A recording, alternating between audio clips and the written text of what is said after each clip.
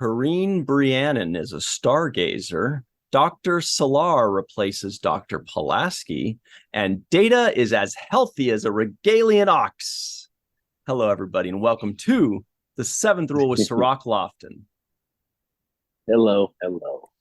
My name is Ryan T. Husk, and today we're doing a review of Star Trek The Next Generation, Season 2, Episode 6, The Schizoid Man, directed by Richard Manning and Hans Beimler. I think this may be his very first one. Teleplay by Tracy Torme, directed by Cirroc's good buddy Les Landau. I saw that. This was January 21st, 1989. There was none on January 14th, 1989, strangely enough. Where were you? What's up, Cirroc? How are you today? I'm good. I'm doing good. So January 21st, 1989. Yeah, before we get into the actual review, there are a couple things there. One was, I think that was Hans Beimler's first written episode or first credit. And secondarily, there was an episode in December, and then they had the 3-week hiatus, and then they had an episode on January 7th. So I thought they were back, and then I see this next one is January 21st. So they skipped another week. Does that happen often? You come back from vacation, record one episode or shoot one episode, have another week off, or do you think there was some kind of scheduling issue on television or something? Yeah, I have no idea. That usually doesn't happen. We go on our little hiatus, we come back, we start recording. So that's kind of unusual. Who knows? I don't know if the strike had something to do with it. But I did notice that Hans was credited for writing the story with Richard Manning. Mm-hmm. Which I would say, I really like this episode. And as I was watching it, it reminded me of how great a writer Hans Beimler is. And, the contributions that he made to Star Trek. I really wish I took more time to get to know him and talk with him and kind of pick his brain when we worked together. But I clearly can see the quality and the kinds of layering and structuring that he does when he writes these episodes. There's bigger themes at play. There's a lot more layer to the story. The pace of the story moves along a lot faster. Instead of drawing out the death was instant and kind of, halfway through. So it wasn't like we had to watch this guy kind of go through his soliloquy about dying for too long. It was a very instant thing. As soon as they cut from him saying, "Where's your off button?" we saw a transition. So to me, that's great writing. The story was good. The pace was great. And I could see the quality of Hans's touch. Correction there. He did do, let's see, he is credited, where to go, with a couple extra episodes, actually, in the first season. And he wrote teleplay by twice, one for Arsenal of Freedom, episode 20, and one for Symbiosis, episode 21. Arsenal of Freedom was the very memorable one for me, where they're on that planet, and Picard and Crusher are in the hole. And when they're in the hole, Picard has to rub his root on her wound or whatever. And Data and Tasha Yar are shooting those things. That was the really artificial cool. Intelligence kind of. That was the most memorable episode. Yeah, most memorable episode of the first season for me when I was a kid. That was the one episode that I remember and encounter at Farpoint. But anyway, this is a good episode. You see, so I disagree with you there, Cirroc Lofton.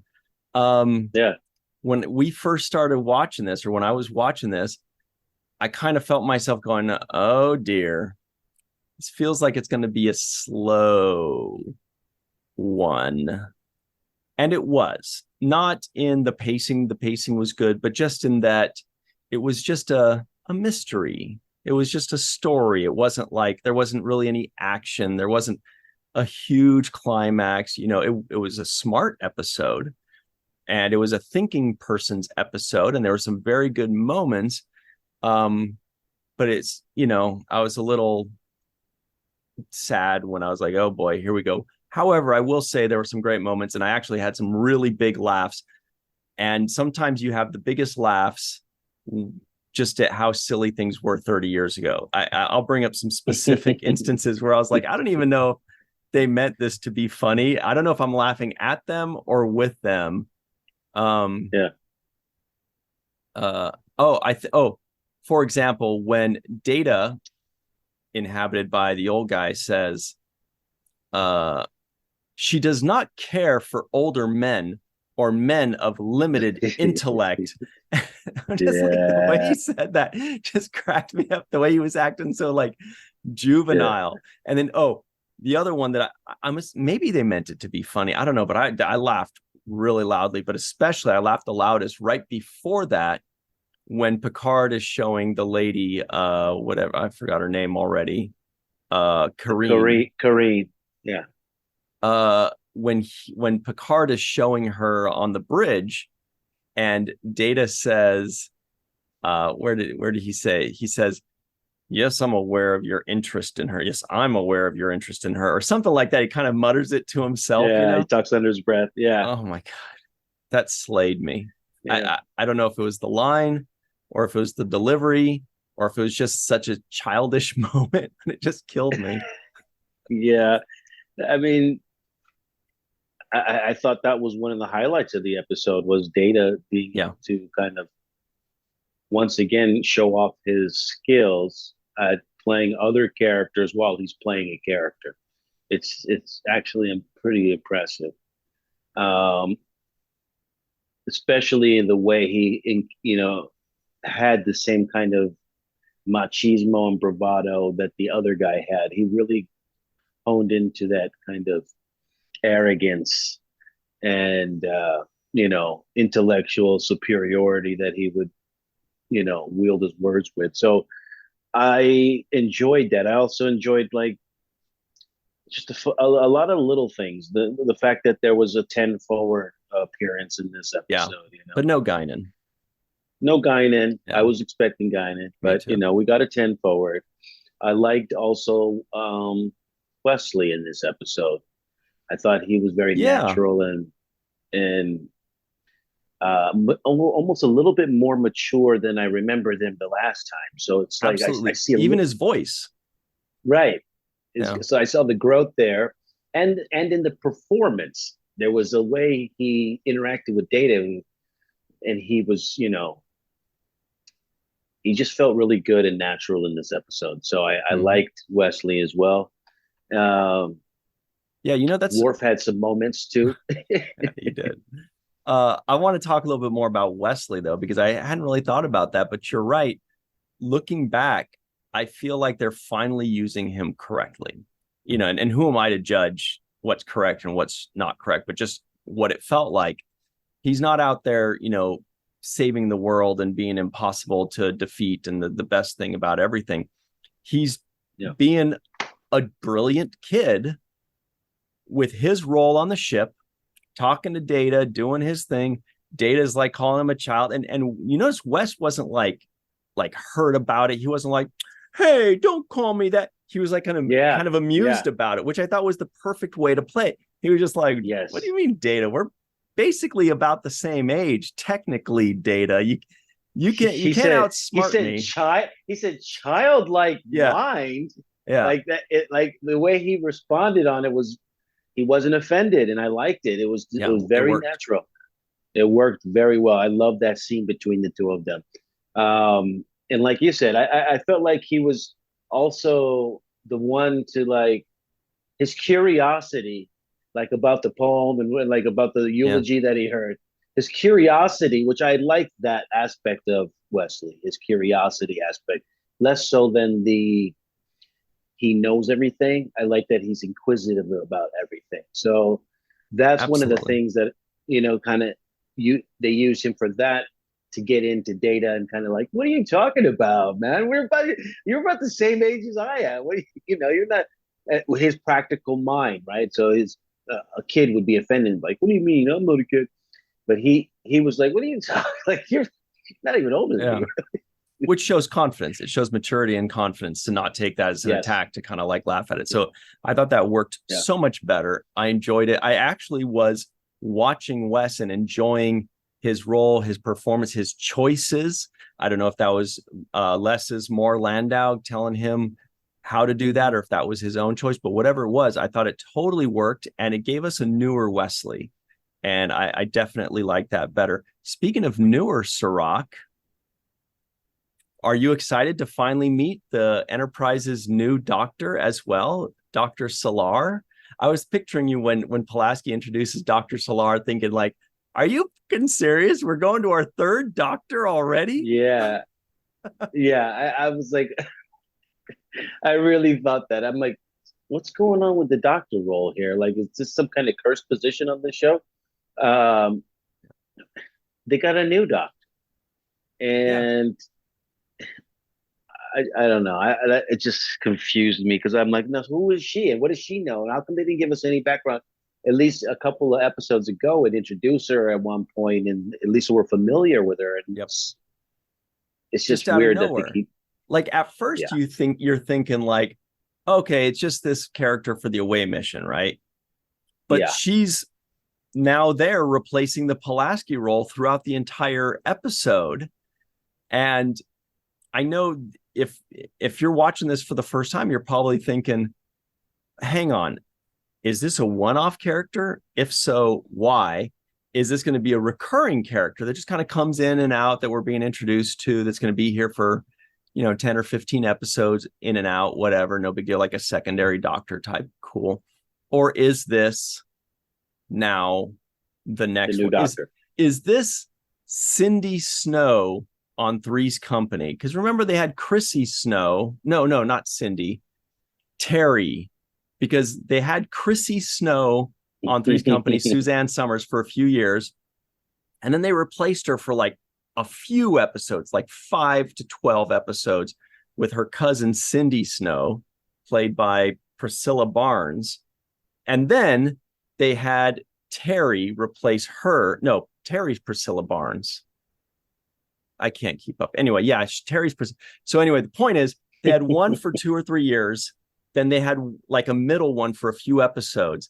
And then they had a third one that just took over for the rest of the show. And so now you're wondering, if this is your first time, is that this kind of situation where you had the one, then you had another one, the Pulaski, for just a few episodes till they found somebody. And now we've got Susie Plaxon playing Dr. Selar. I don't know. Which one do you think it is, Cirroc? I think it's more reflective of the chauvinism in Hollywood at the time, which still exists. But the idea is, the executives somewhere up top say, hey, we need more hot girls on this episode or in this show. Or they'll say something crude like, that Dr. Pulaski's too old. We need some younger girl. And that's what I really think is going on behind the scenes, why they keep moving these pieces around. And I think it's an example of the chauvinism in the business at the time, which is actually apparent in the dialogue, in the script. In many of the scripts, including this one. How long do you think Susie Plaxon as Dr. Selar, or how many episodes do you think she'll be a part of, if you had to guess? 3. The answer is 1. This is it. That's the whole thing. This is it. That's the entirety of the. I mean, so here's what I think, and I could be way off, and I would love people in the comments below to give us the answer, because I'm sure the answer's out there somewhere. I think that maybe Pulaski was sick or was unavailable, but she had an important role in this episode. They needed a doctor role. And so they just had her for like the one day or whatever it was. And then they brought this lady on because she was basically just dropped into the Pulaski role for this one episode. And that's it. Now, I could be wrong, but I feel like that's I don't know. Yeah, I had an issue with it. First of all, here's the problem I had with it. The captain's log, or the opening scene, is Dr. Pulaski's voice. Right. It's her log talking about Ira Graves. So clearly, this story is being set up by her. And so it sounds as if there's a personal history, knowledge, relationship, something there between them. What I think is occurring is the way the character was written. This other doctor, Dr. Graves, he was infatuated with this woman that he has. He's an older man in love with a younger woman. And if Dr. Pulaski comes, who is more of a mature, older woman than the woman that he's lusting after, then the storyline doesn't work the same as this younger woman who's a doctor, that he can say, "Oh, you're attractive. A woman is a woman. Women aren't people; they're women," and do all of this kind of. What the heck did that even mean? Yeah. Like, women are people; they're women, and I was like, that's not the flex you think it is, dude. Maybe that worked. Maybe in late 1989, people are like, "Oh, nice line," but when I heard that, I was like. Yeah. Does that work? I don't even understand what that means. It doesn't sound good, whatever it means. Yeah, it's just the objectification of women, and it just shows that this guy is not as smart as he thinks, and not as suave as he thinks, and not as handsome as he thinks. All of the above, and it was high level misogyny, and I feel like they wanted to emphasize that, so they brought in these Troy and this other doctor, Selar, for the fact of having, his testosterone be boosted and fawning over it, that kind of exposing the misogynistic side of his character. And I don't think Pulaski would have played with that. She would have not allowed him to be like that around her, because she has a maturity to her that's going to put a halt to that, right? She's more rigid about not playing certain games with people. So I think that was the intent behind this. It's very narrow, but it's also indicative of just the times and how they objectified women to that degree in those days. I'm doing a little research here, and it sounds like it's closer to what you were saying than what I was saying. I was thinking that Pulaski, Diana Muldaur's availability was compromised that week. So they just they needed a doctor, and she couldn't play it. So they just dropped in Selar there, and they just added the one line about, "Oh, I've got her to replace me." So that was what I thought logically was the case, but it sounds like it's more like what you were saying, because it sounds like they had bigger plans for her, not just the one episode. And if they had plans for her, then that means she wasn't just dropped in for that one episode. It reads a little something like this. She was referenced many times throughout the series, the character was, but she was only in the one episode. Tracy Torme wanted to develop a romance between Selar and Worf, but he was forced to drop the idea when the character of Kalar, also played by Plaxton, this is later on, was developed for an episode called The Emissary, interestingly enough. So the fact that they had plans to reuse this, to have this character as like a recurring person that comes back 3, 4, 5, 10 times, something like that, and have a romance with Worf, that means that no, they did not in fact just drop her in because they needed a doctor. They were planning on having her. So good knowledge on your part. Sounds like it's definitely closer to that, where they're like, this is the right episode to drop her in.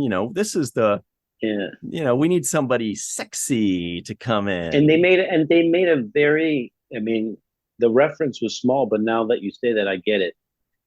When Dr. Graves sees Worf, he makes a I think his assistant makes a comparison to a Romulan, right? Yeah. He says, and they said Romulans and Klingons act the same. And I'm like, you haven't been next to any Romulans or Klingons, because they do not. Yeah. Basically, that's what he was saying. So here they are standing in the shot behind you, Hmm. a Romulan and a Klingon. Worf is getting compared Vulcan. to a Romulan. I She's mean, a a Vulcan. yeah, Oh, she's a Vulcan. Okay, so was are very yeah. similar to Romulans, right? Right. They looked exactly the Uh, same. We just know that she's a Vulcan because there's no Romulans in Starfleet. But Romulans and Klingons are nothing alike, just like right. Vulcans and Klingons are nothing alike. It's a stupid thing to say. I It is. It is. But I did like Worf's line after that when he says, "I have to stand here and be insulted," and it was just mean, like I liked it because it was somebody standing up for themselves, like calling out the insult, and instead of just not saying anything and letting it slide. I felt that was a good moment where he stood up for himself. yeah, and Worf also had good moments without saying a line, which was, for example, when Data was talking with Kareen, and there he's just kind of like whispering in and at 10 forward, and Worf just walks in, and that was enough for Data to be aware of potential dangers, and like, okay, the cops are here. Basically what Mm-hmm. he was doing was putting his hands at 10 and 2 when a cop was driving by. You know what I'm saying? Like checking his seatbelt. He just kind of Mm-hmm. so Yeah, Worf just yeah, kind of coming in and being Worf. And so what's that's doing is the show's building respect for Worf. They're saying he's a chief of ship security. He's not just the guy that was standing in the background behind Tasha anymore. When he shows up, you better be aware that he's the guy you need to be afraid of. So it's nice to see him getting a little bit more respect as a character, I thought. yeah. I also, I pay attention to the away teams now ever since you brought it up. So Yeah, every I time love there's an that. away team, I realize, okay, there's a reason why they called these whoever group of three or four together. There's a sort of skill set that they want each one of them to use, or there's a Mm-hmm. way they're going to advance the story because of who they are. And so I always pay attention to those away teams. And this away team was Worf, Data, Troy, and this new Lieutenant Selar. Mm-hmm. And so as I'm watching the episode, I'm thinking, what is Troy's skill good for if it doesn't happen before the fact? Like, she usually says stuff that we've already, as the audience, obviously know by now. Yeah, she does. How come it's not before the fact stuff that we don't know that she's able to sense in advance? She should have known, first of all, that the old guy was all over this girl when they first found her. That could have been Good so point. obvious, right? Like, I sense that he's in love with her. There's an infatuation here that's not Mm-hmm. reciprocated, something to that degree, or whatever. It would have been And then great to Picard would say. be like, "Stop gossiping," and she's like, "It's relevant, Captain, you dick." Okay. She'd be like, "Are you kidding me? You need to know this stuff. That's what I'm You here for, need, bro." yeah, exactly. That's what I'm here for. Um, and then uh, Wesley is the one that notices the change in Data, not Troy, who went on the away mission with Data. So you would think they Yeah. went on the away mission together.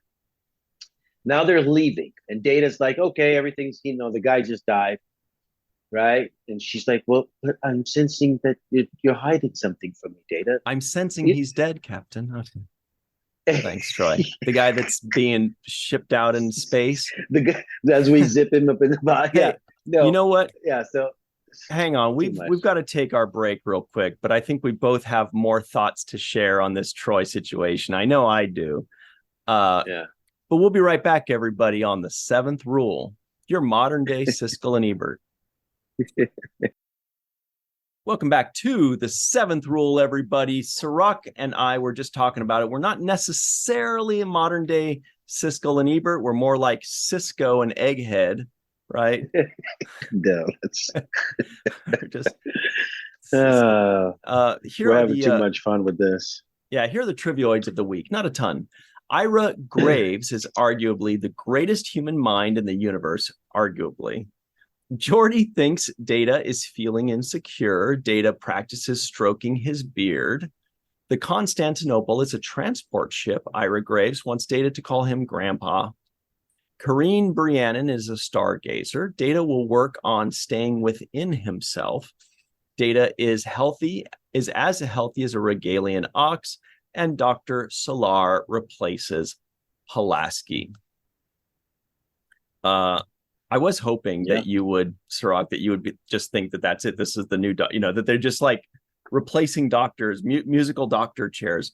But back to Troy. Yeah. Did you want to finish your thought on Troy? Yeah, I just felt like, if you went on the away mission with him, you didn't sense that it was something different when he came out of the room with the guy and you guys were getting beamed back on the, that's when you have your powers for. You're supposed to be like, so I sense something's different about you, Data. You went in that room, the guy died, you came out, now, it was different. That's her ability, is to sense these type of things. And I don't know why other characters have to do it first. And then she points out obvious stuff, I did like the fact that she addressed mental health and that mental health was an issue. She actually said the word mental health, and I thought that's, again, here we go with mental health being a very serious issue with Star Trek. I think it's something that's, it's one of the most important issues on our planet. I think it's just one of the biggest and most important, and it just cannot be stressed enough. And that's why people shout out to Chase Masterson, people that are actively out there raising money and raising awareness to address mental health. But yeah, I'm glad you mentioned that. Hey, here's my issue with Troy on that subject. When Data was then inhabited by dude, God, I am terrible with names. Whatever dude's Graves, name. Ira. Graves. How could I forget Ira? Yeah. Ira, he was inhabited by him. My first thought was, doesn't Troy sense him? That now suddenly Data, who in her mind, when she's sensing emotions, never sensed emotions from Data because he was incapable of having them. So he suddenly went from a blank slate to a painting, or from a white canvas to a colored canvas, whatever it was, from nothing to something in her senses. And she didn't sense that suddenly there are emotions inhabiting this android's body. And I thought, okay, I guess she just doesn't sense him because he's an android, period, no matter what. But then 2 scenes later, she goes, I sense intense jealousy from him. And I was like, wait a second. I was right then. How can you sense jealousy and nothing before that? Or if you did, why didn't you tell the captain, I'm suddenly sensing emotions from Data? Commercial. Yes. You know what I mean? Yes. That's yes. Anyway, I was very nitpicky about that. I was very offended. Because she's on the away team. It would be different if she wasn't on the away team. Yeah. It would have been fine. She could have been on the ship. She doesn't really notice. She doesn't see what transpires. She has no knowledge of anything of the the actions that took place.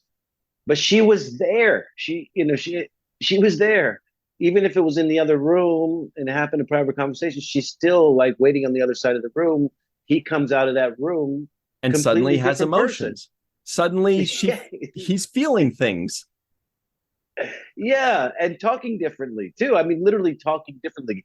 His voice changed, his mannerisms changed. Yeah. I mean, it would be so obvious to detect on somebody who is who you're around on a regular basis. If you're around somebody who's really primp and really reserved, and they're quiet, and they go into a room and they come out and like, what's happening, brother? You're like, that's in the 3rd season when Data does that. You're like, what you doing there? So yeah, I just felt like they don't know how to write for Troy. Yeah, I believe it's 3rd season, episode 11, where Data says, "What'd you talk about, Geordi?" I think that's the one that you're gonna watch. It's gonna be funny. You'll think that's a good one. But there were a lot of actual funny moments, like when, again, I don't know if they were meant to be funny, but I actually ended up enjoying this episode when Picard says, first of all, when God, there are too many funny lines. Yeah. When first of all, when Picard says Data, and then Data says, I'm almost done. He says, you are done, Data. Yeah. He says, I'm almost finished, sir. He says, no, you are finished. You are finished, Data. I love that.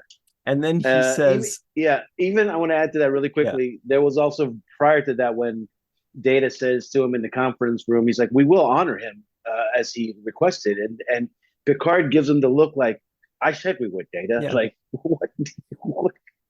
I said we would. So, yeah. The way Picard talked to him, the funniest line, possibly the funniest line, was when Picard says, let's go to sick bay. And Data says, sick bay? Are you ill, Captain? And Picard says, I'm getting there. I was like, that was an A+ line, obviously coming from Picard. It's even better. I'm getting there. He's like, you're making me nauseous. There were so many of those lines where I was like, wow. Whoever wrote this script, who was it again? It was Tracy Torme, of course. Tracy Torme really got Picard's voice right, I thought. Yeah.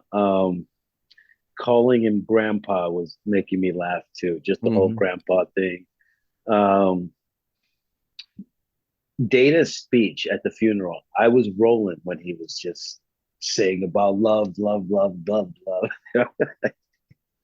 I couldn't get it. I couldn't get enough of that. When Data tells Captain, yes, when Data tells the Captain, he says, "Oh, removing the competition won't help, Captain." Like, when he tells him, "I want to meet you in the other room." It was just amazing. It was just there were good moments to me. I also like. I just want to throw in one more funny line from Picard when he's talking to Data again. And he says, "You will wait for me in the corridor." It's like he's just, first of all, the way he said corridor just cracked me up, but also just the fact that when he gets mad at Data, he's like, I don't know what is going on, but you're in big trouble. I am very upset with you. And he's so snooty about it. I love it. But anyway, what were you saying there? When the doctor is examining Data for the first time and he says, "This must be Dr. Soong's work. No aesthetics whatsoever." Yeah, that's so ruthless. And Data kind of looks at him like, wait a minute, should I be offended? I'm not offended, but I feel like I would be if I did get offended. No aesthetics whatsoever. That should be our new that's the new insult right there. Were you made by Dr. Soong? Because you've got no aesthetics whatsoever. That's a great insult. I love the language too, like a dying man takes the time to mourn a man who will never die, who will never know death. I thought there was just poetic kind of words in this episode. The whole, may I ask a question? And he's like, Geordi's like, Data, you just did. He's like, well then, may I ask another question after this one? Yeah, because when he started that second question, I was like, oh, there he goes again. But this time he learned. He's like, may I ask another question after this one? Yes. That's cool. Another good one. Great, clever writing to me. I never heard anybody say that. And, also when Data is whistling the same tune that the doctor was whistling when he was alive, right? If I'm not mistaken, and I don't know where they borrowed this idea from, because I want to give them credit for if this is the origin of this idea. But in the movie Fallen with Denzel Washington, they borrowed the exact same concept where the guy who was dying was whistling a tune. And then later on, that same tune was being whistled by somebody else. And that's how he was able to recognize that was the guy. Wow, I like it. It's a movie called Fallen with Denzel Washington. 1998 thriller. Yeah, came after this came out, for sure. but I don't know if they borrowed it from some other science fiction before this, because obviously these guys do a lot of reading. But I just thought as a concept, I hadn't seen it before Fallen, but here I see it now, 10 years before Fallen was released. So it's a small thing, but it might have been something that was borrowed from in the movie Fallen. That's really interesting. Everybody at home, let us know if that had been borrowed, if the Next Generation borrowed it from somebody before them as well. Because, yeah, I wouldn't be surprised if 1989 wasn't the first time that kind of smart theme happened. It's a smart one. I like it a lot. And a lot of times those things you find out was something in the 50s or in the 20s or in the 60s. You know what I mean? Like, we just weren't aware of it. Yeah. But yeah, let us know if there was some kind of concept like that in a previous show, because I like it a lot. It's a good one. And overall, too, just to, like, for me, sum up kind of what I felt like was the main theme about this is it's a common theme about man's desire for immortality. What is interesting about it is that the approach through downloading your memories or yourself onto some kind of digital platform and uploading it is more closer to reality than science fiction at this point, because transhumanism, you're right, they are working towards that right now. We are working towards it, not we, but people are working towards it. And so I think that concept is something that is, one of the baseline concepts of this story, the desire for man's immortality. And one of the things that Picard uses as a argument against that is when he says, every man has his time, like, you can't live forever. And I thought the best line of the episode that Picard gave in reference to this concept was, no being is so important that he can usurp the rights of another human being. And that was the basic argument, right? No being is so important. Yeah. That You're right. Can't usurp the rights of another being. And that to me sums up what the morality of this episode is, what the overall message that they're trying to send. And that's why I enjoyed it, because it had a message like that, even when you use it in the form of an android, also mixed in with humor. Absolutely. I got two things to add to that. One is that it does continue on with the theme of whether Data is a robot, as so many have called him, like Pulaski most recently, or whether he is a sentient life form. If he is just a robot, then sure, you could replace a robot's brain with a human brain and keep the human going. Obviously, that seems like a non-issue. But if the argument is, which it continues to be, that he is a sentient life form, then yeah, you cannot take away his life in favor of another person's life. That's one. The other thing is, the writers made it very easy for us to see that point in this episode. It would have been a lot tougher if the guy wasn't such a dick. You know what I mean? Like, yeah, what if he was such a creep? What if he was a wonderful person that was saving lives and doing all these things?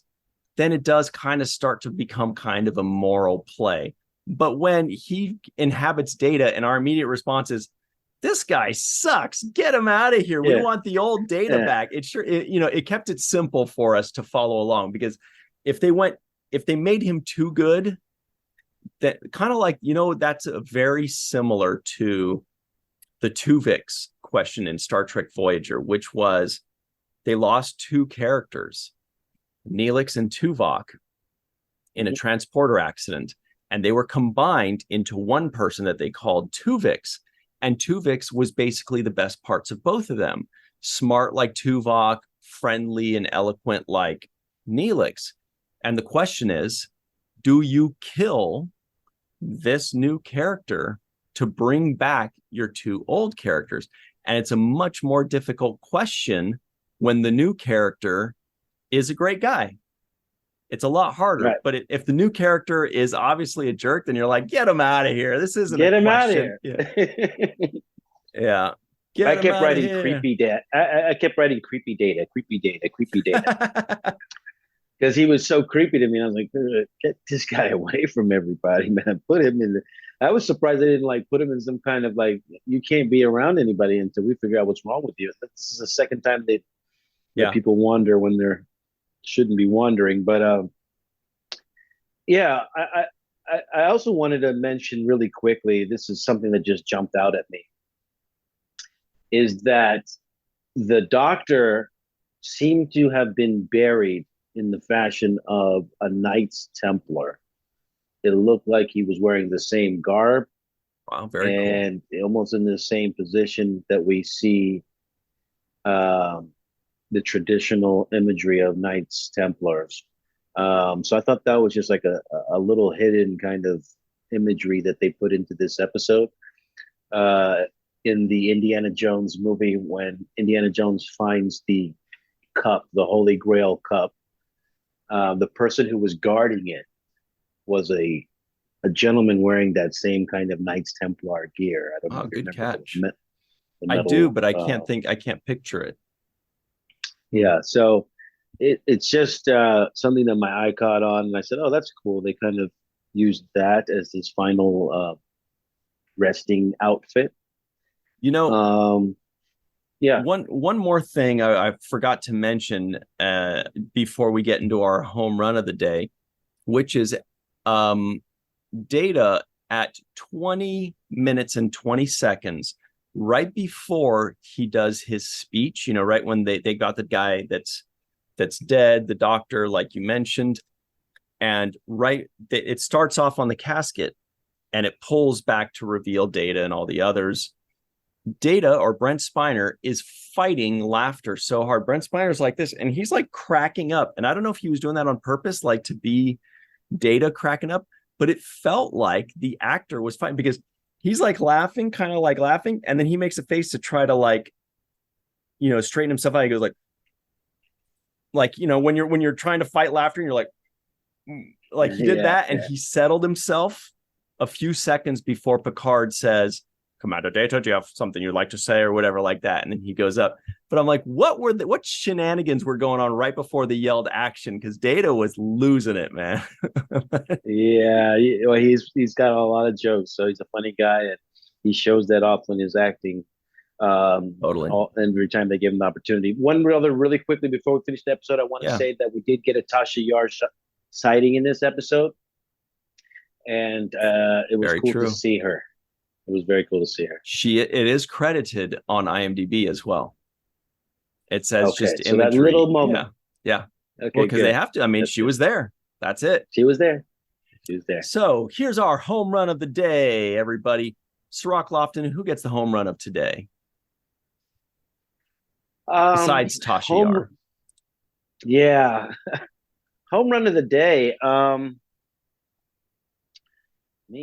I'm gonna give it to Brent Spiner. I think he's just really good at carrying these episodes. He looks like he's having so much fun playing this character.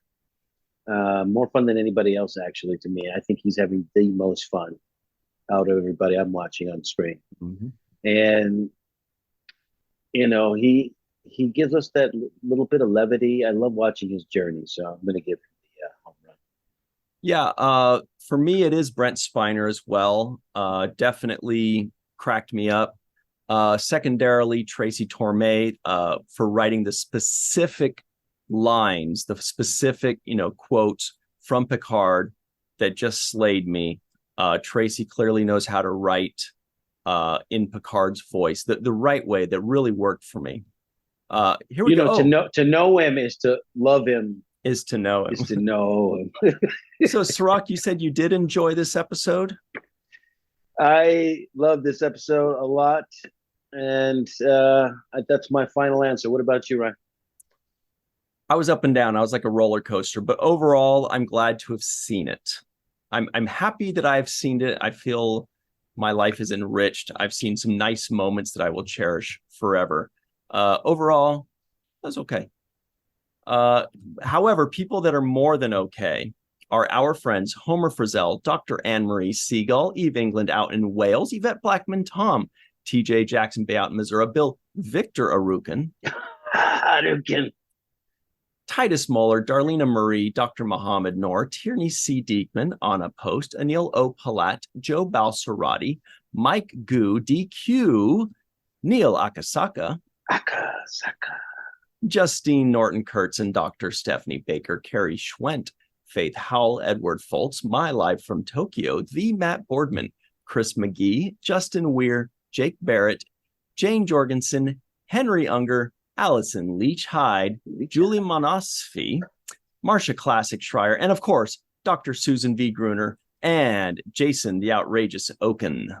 All right, everybody. We'll see you on the other side. Sweet. Free for all up next on the Seventh Rule. Hi, everybody. Welcome back to the Seventh Rule with Cirroc frickin' Lofton. Hello, hello. We've got the free for all here with Melissa Longo. Hi. Look, it's Allyson Leach-Heid wearing her Ferengi Eyes shirt, I bet. Ooh. Very nice. We've got TJ Jackson-Bey out in Missouri. Something Star Trek related down there. To boldly go. Very nice. Again. Faith Howell is here on the Enterprise D. We've got Carrie Schwent with her old school cruise shirt, sweater. Stephanie Baker out in Seattle. We've got Mai live in Tokyo, Wizard of Oz. More on that, I bet. We've got the Dark Lord Chris McGee looming. Jason Okun, the outrageous Okun, is also here with his cool background. And Mr. Matt Boardman is here ready to drop some knowledge with his Under Armour shirt. All right. First things first, Jake Sisko guesses the IMDb score. I'm gonna say this was probably higher up on a 7.6 scale. About a 7.6. Does anybody else have any guesses that doesn't already know? 6.9. 7.3. Oh, who said that? Stephanie? Stephanie. 6 even. Wow. As Andre That's Kottman would generous. say, that's a shady tree right there. Well, I'm gonna go 6-1 then. The closest, without going over, did someone say 6.6? I thought. No. Okay, then it's TJ Jackson-Bey. It's a 6.9. Jason Okun said Jason said 6.9. Oh, Yeah. oh, you did. Did indeed. Mhm. Right on the Jason- money. Jason gets the Cirroc and Tierney Award of the day. Well done today. 6.9. Nice guess.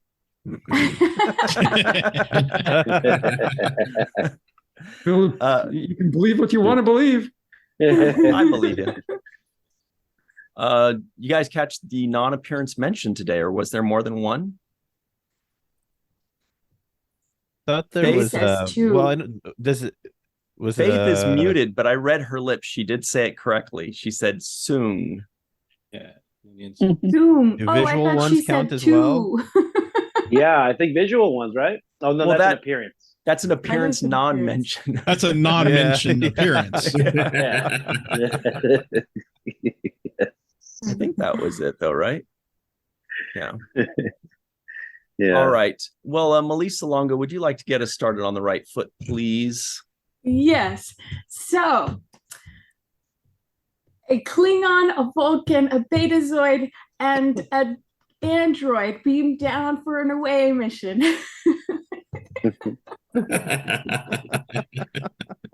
And there's a joke in there somewhere. But no full humans, which I thought was pretty kind of interesting. No full humans in this away mission. This episode made me very uncomfortable. The old decrepit guy who was a genius was very annoying and creepy and gross, and he was a creeper on that young lady who I think has Stockholm syndrome because It's the only thing way I can make that work in my head. As far as, I mean, he's the only company that she had, so still creepy dude. But the actor did very good at putting that message across. He was great, and so was Data when he got the dude in him as well. So yeah, very interesting episode. Not terrible, just it creeped me out, and especially when Data went to grab the woman's head in 10th Ward. I was just like, creepy Data, ew. Icky right now. Yeah. And I don't know why they laughed at Data's beard in the beginning, but you know. Yeah, Troy just laughed as she left. So rude. Mhm. But that's all I have today. Great stuff. Thank you very much, Melissa Longo. Allyson Leach-Heid, what's up? What did you think of this episode? Really Graves is a creeper, and he was grooming Corinne like since her dad died. So that does make the episode really uncomfortable. Brent did a great job. He was totally fun to watch. Great Data episode. So that's, enjoyable watching him get to break out of his shell and be, kind of creepy, because we know it's all going to be okay by the end of the episode. We just have to get there. So that I enjoy. What I found, and yes, this is the only time in Next Gen that we have a landing party of no 100% humans. So that's kind of cool too. There's a deleted scene that I really wish would have stayed, and it's where Data tries being bald. No way. So sad that didn't make it in, because it's hysterical. A little bit of background on the writing of this one I thought was really cool is that it's based on 2 different episodes. One is Core Dump, which has the Graves storyline in it, except for it was planned that Data was going to get Graves in his head.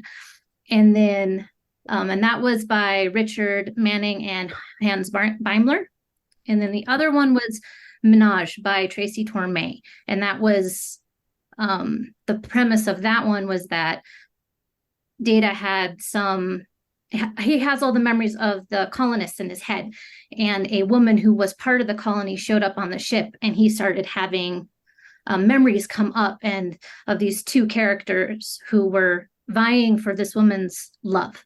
And so they would take over his personality and kind of battle it out for her love. That wasn't the one who got picked. So Tracy got to do the rewrite. And so he wanted to bring some of that in because he thought Brent would be really good at it. So I like the background on that one. Wow, that's really cool. Great stuff. Thank you very much. We've got TJ Jackson-Bey out in Missouri. What are your thoughts on this episode, truthfully? Okay. So we've talked about the creep factor, but we also mentioned Deanna Troy's rudeness, which I thought was funny. And it actually appeared again on Graves' World when he just like openly blurts out how Dr. Graves felt about this woman. I'm like, you just do that out in public, go up to someone and because you're an empath and say, yo, dude likes you. Thought that was a little funny, a little weird. I thought it was interesting that Dr. Selar went to the memorial service also. And also funny again that Counselor Troy, while Data's giving the speech, rolled her eyes. I thought that was funny and also rude. Mm-hmm. But I also found an interesting bit of metaphysics in this episode, which, of course, addresses the subject of death in an attempt to escape that by downloading this information into data. And I thought it was interesting, the distinction between the information being in data and the information being in the ship's computer. Because in the ship's computer, they specified that it was information only and no consciousness. But when he was in data, then there was something there. There was a spark, and his consciousness was present. And so, that just kind of makes you think that there's something more to data than just data. And the way that he's developed, he's become a life form. And I think that the presence of data was the determining factor in that consciousness being able to manifest in that body versus in the ship's computer. So I thought that was an interesting, tidbit to kind of think on, as we, explore why data's alive and the computer's not. All right. Great stuff. Thank you very much, TJ Jackson-Bey out in Missouri. Look, Faith Howell is here.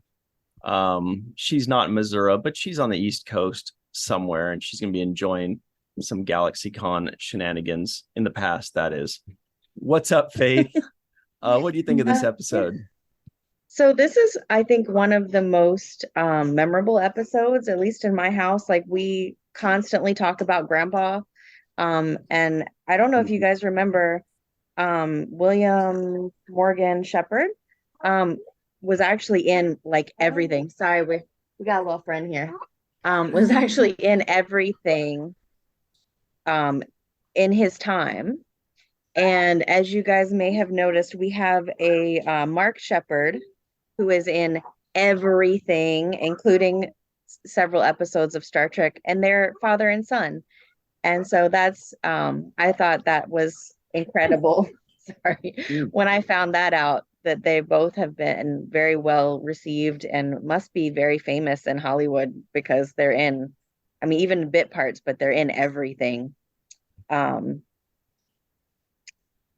yeah, speaking to the episode itself, I was kind of impressed with how easily the crew anthropomorphized Data, because it got really extreme, his difference in behavior, before they realized that anything was different about him. So obviously they're completely rolling with Data having feelings and doing things that he normally wouldn't do.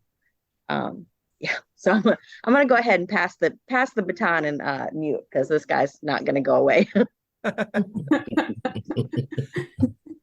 All right. Thank you very much, Faith Howell. Look, Carrie Schwent is here. Does she have a yellow brick road behind her too? What's going on here? What am I missing? What do you think of this episode? I enjoy this episode. It's nice seeing another shade to Brent Spiner's acting. You got the one side when he was Lore, and you've got this other side that's kind of similar, but in a different, creepy way than Lore's, once he's got the Gray's personality taking over. And yeah, like Faith, I love that actor. He's got such a great gravelly voice, and apparently in my research, he was several decades younger when they recorded this episode than the character that he's portraying in the episode, but he pulls off the playing older really, really well. Yeah. And the other guest actor in there, Dr. Selar, the awesome Susie Plaxton. I adore that actress, and every time she pops up in Star Trek, there's a whole story that I've told before off camera about that. I have very much something to make up to her if I ever get to see her in person, which I hope to someday, because she's awesome. Yeah, and another great voice with her. Yeah, the Wizard of Oz. I couldn't resist for the background with the whistling. because I love the Wizard of Oz. Data calling him Grandpa over and over just cracked me up every single time he said it, and just the way he said it too was just way too much fun. And Dr. Pulaski is psychic, because at the beginning of the episode she gets in the turbo lift, doesn't open her mouth, and then the turbo lift doors open and presto, she's on the bridge. So the turbo lift knew where she wanted to go. And great visual effect too, with when the doors closed, it was in one hallway, and when it opened, it was on the bridge. I like the way they did that. I found the scene with the beard absolutely hysterical. I give major props to Brent and LeVar for keeping a straight face through that when Marina obviously could not handle it and had to bounce.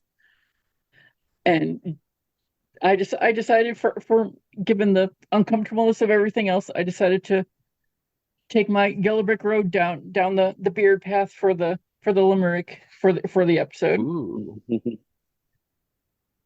And it's from Data's point of view. I have decided to try out a beard. Deanna and Geordi think it is weird. When I stroke my chin thusly, my words seem more trusty, but it will leave as soon as it appeared. Very good. Very next scene, it's gone. So bye. Mm-hmm. And you used the word thusly, which I believe is what word. cracked up Matt Boardman. I love that word so much. Yeah. Very nice. Very Thank good. you so much. Carrie, Stephanie Baker is here out in Seattle, that is. What's up? What do you think of this episode? Did you love it? I did not love it. To me, this is a mixed bag episode. The creepy graves combined with some really cool stuff at the end that I'll mention. But first off, as a doctor, I just wanted to note on many Star Trek episodes that when there's any medical problems, is there consent? When Lieutenant Selar is approaching Graves, he says, "Don't touch me." And I'm thinking, yeah, just leave him alone. He doesn't want to be examined, but she examines him anyways, but she's not touching him because she's using her little device.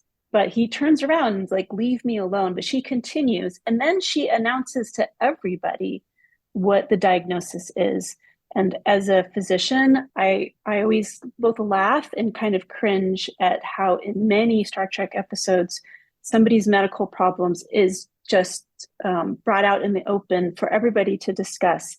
Even at some point when they're on the planet, the away team is discussing his diagnosis with the doctor as if that's their right to know, when it really, in current, medical practice, you just talk to the patient, keep it confidential.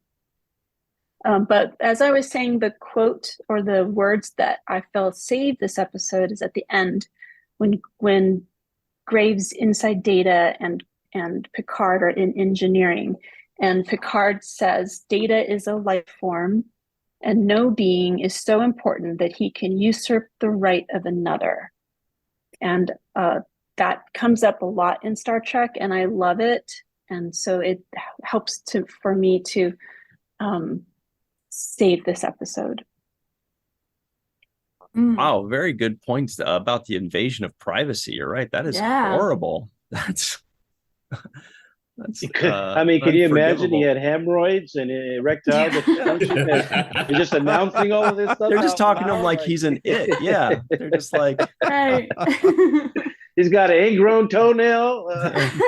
How long has that been there? Keep it to yourself, man. Well, look, everybody. We've got our second Wizard of Oz reference coming our way. Mai is live in Tokyo. What's going on? What do you think of this episode? But I'll get to that. Every year since I was big enough to sit up, I watched Wizard of Oz. It would show annually on TV. Sitting on my mom's lap, and it came out in 1939, year she was born. It was her favorite. She passed that along to me. So when I heard him, if I only had a heart, I was like, yay. But it's a lament of sorts by a tin man with no heart, right? So this would indicate Data would be the one feeling that, not Graves feeling that. His issue with mortality is entirely separate from Data being an option as a transfer place for his brain. So I'm not sure why he was whistling it. It didn't make any sense to me. It's as if to say, Data, a man without a heart, needs a heart. In fact, I think he was thinking that I need to not die. He was having real issues with his mortality, because it goes, just because I'm presuming that I could be kind of human. If I only had a heart, I'd be tender, I'd be gentle, and awful sentimental. But he wasn't. Those were Data's feelings, right? Mm-hmm. So I was like, what the? And then I thought that the lady's name was, again, more music coming in with Fleetwood Mac, Brianna. That was kind of cool. I dug that. And then finally the ending.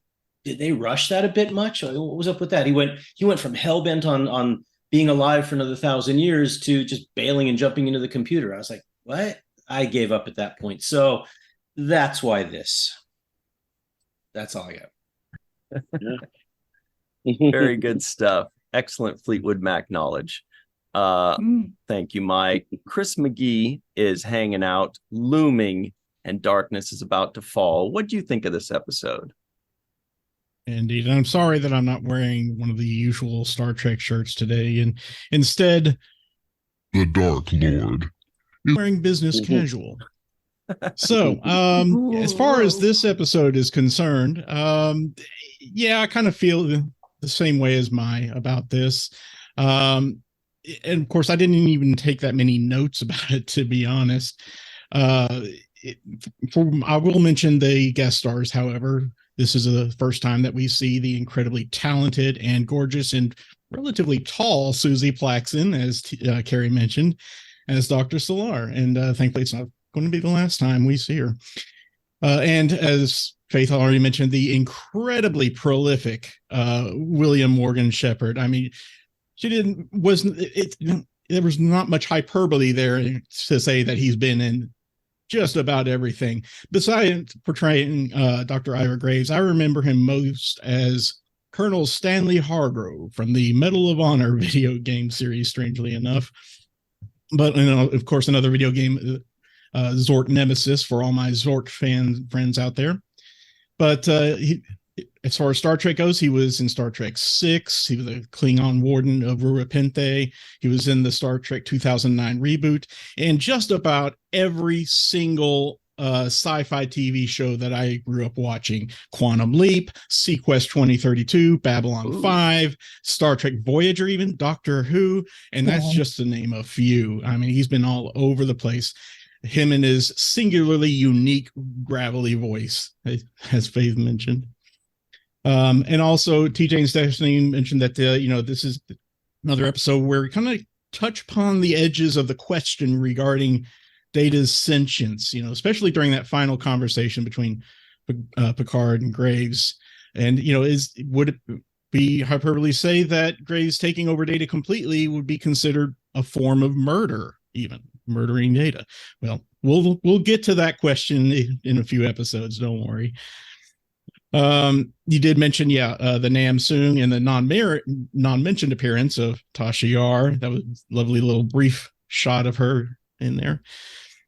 And finally, the memorable quote of the episode is, "To know him was to love him, was to know him."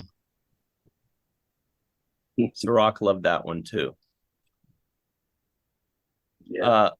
All right. Look, we've got Jason Okun here. He wants to tell us all exactly why it was just slightly better than a 6.8, but not quite as good as a 7.0. What are your thoughts? That's exactly right. I think I'm in the same camp as Stephanie. This is really a mixed bag for me.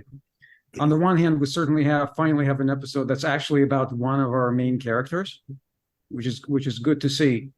On the other hand, certainly the creep factor is a little kind of off the charts. And I'm trying to put myself sort of in the time period, whether it seemed creepy at the time. And there are quite a few things to say about sort of that aspect of the entire show and the script itself, and I'll save that for later. But it still felt a little uncomfortable, from the fact of, saying something pretty sexist to Troy, and then Troy says, "Oh, well, I'm honored to meet you." It's I mean, that is off, I think, for any period. I think overall the episode looks pretty decent. I think Les Landau does his job pretty well. It's a bit meat and potatoes. I mean, I did like the sort of I guess the gag, if you will, at the very beginning, although you can see the matte lines on the blue screen that they used, so it wasn't particularly great. I know they tried that gag, I think, in the original series, but they did this in camera. They actually put a wall up on the bridge, and then they removed it, so it was pretty nice and clean. Here they had basically blue screen in the hallway. There was also a shot on the bridge right at the very beginning from the back of the sign stations with a wide angle lens, and you see the entire bridge. I'm trying to remember whether they've used it again since, and I don't think anybody's used that particular shot. They probably had to remove sort of a bisection of the bridge to actually shoot that, so they may have done this once and never again. So it was interesting to see sort of that angle pop up. But overall, I think the episode is a little slow, which is probably not all that unusual. And again, I'll get into the sort of the evolution of the script maybe a little bit later when we do things left unsaid, because I think it's interesting to see how that developed and what actually ended up on screen versus what was originally planned, or at least what Tracy Torme put down as this final draft. But overall, I'm going to say something that maybe is a little bit controversial, and it was certainly nice to see. I mean, it was certainly nice to see Brent play anything other than Data, but I think there's a little bit too much lore here. I mean, and I wish he choices a little bit more like Morgan Shepherd. He didn't sound like more. At least the line delivery was basically a lore line delivery, not so much Morgan Shepherd line delivery. It would have been interesting had he actually did that, especially as the episode progressed and as he became more and more Ira Graves, so you can actually see that. So that would have been interesting. Again, it's a great performance, but I wish it was a little bit different. And overall, I think it's a good example of what the second season was really like. It's really trying hard, and kind of going back to Richard Manning's and Heinz Beimler's idea of core dump, this idea of transferring, I guess, consciousness into a computer. It harkens back all the way back to the beginning of the original series. It's something that I often pay attention to, and I enjoy. It goes back to the what a little girl's made of. And it appeared a few times in the original series. We actually take consciousness of a living being and put it in an android for eternity. So it's kind of interesting to see that play out here. But again, it's an interesting attempt. I think it could have used a little bit more work and a little bit less creepy factor here. And again, the end seemed rushed, partly because it was rewritten entirely. That was not how Tracy Torme had the ending of the episode. So again, I'll leave that for later. But again, mixed bag. Interesting. Good stuff. Thank you very much, Jason. Matt Boardman is here. He's next to Data and Ira behind him. What did you think of this particular episode? It's always an interesting episode to me. I don't know if it's a favorite, but a lot of things that people have touched on. There's that definite creep factor in there, but I don't know about anybody else, but there's certain actors who it's like they get to a certain age and in their appearance, and then they just kind of like stop aging beyond that point. And I think that I think Morgan Shepherd is one of those guys, because I mean, this is what we're talking, like 89, 90 that this was filmed. And like, as a kid, I always thought that he was extremely old. And then like all of a sudden he starts showing up and stuff, like, especially when I saw him in the Star Trek 2009, when he was on the Vulcan Science Council. And I'm looking at this guy, I'm like, you're still alive? Like, I don't know. I just thought he was so old. And then to come to find out, he passed away in 2019 and he was only 81. And I was like, man, that guy, he aged fast. And then he just kind of stopped, It was kind of like Patrick Stewart, Patrick Stewart. If you watch Patrick Stewart in Dune, it's like he didn't age from Dune clear up until we just saw him in Picard, in Picard. So I was just, I don't know, either that's good genes or just weird genes. But I thought that the title of this episode, The Schizoid Man, was an interesting title because, the schizoid syndrome or personality disorder it's a condition where basically you prefer to be alone. You have a hard time forming social friendships and everything like that. So you basically don't care, which we kind of got an idea from when they first visited him. He's living there alone and he has one person to help him out. But what's interesting to me is that he actually has formed some sort of an attachment to I forget how you pronounce her name. Kareen. Yeah. Yeah. Kareen so Abdul-Jabbar. I was just thinking that. Yes. I hear she has a killer hook. Yeah. So but I thought that was an interesting title. And also the funny thing is I don't know why, but for the longest time I did not bother to look up how to pronounce schizoid, based on the way that it was spelled in this. And for like the longest time when I was a teenager, I used to call it the Schizoid. And because I used to be like, because Ira Graves thought he was the shiz. So I have to take a schizoid after you said that. Exactly. Okay. Oh, for Schizoid Man is Faux schnitzel. I know Melissa's thinking. Bloop, Do you bloop. know, Melissa, did I ever schnitzel, send you yeah. this? But right by my parents' house, like I shouldn't say it. Somebody has a license plate on their car that's very similar to that. I'll have to tell you that when we're off the air here. Look, the point I'm trying to make is, Cirroc Lofton, do you have any final thoughts on this episode? Yeah, the same things that upset everybody else upset me. I don't like the heavy misogyny. I didn't know why he is considering himself to be an intellect, but he doesn't know how to even formulate a sentence when he says, women aren't people, they're women. Like that in itself lowers my bar of his intellect. I don't think of him any higher. And so I feel like if you're going to make him to be this genius, that's the exact opposite of genius. And I have a problem with that.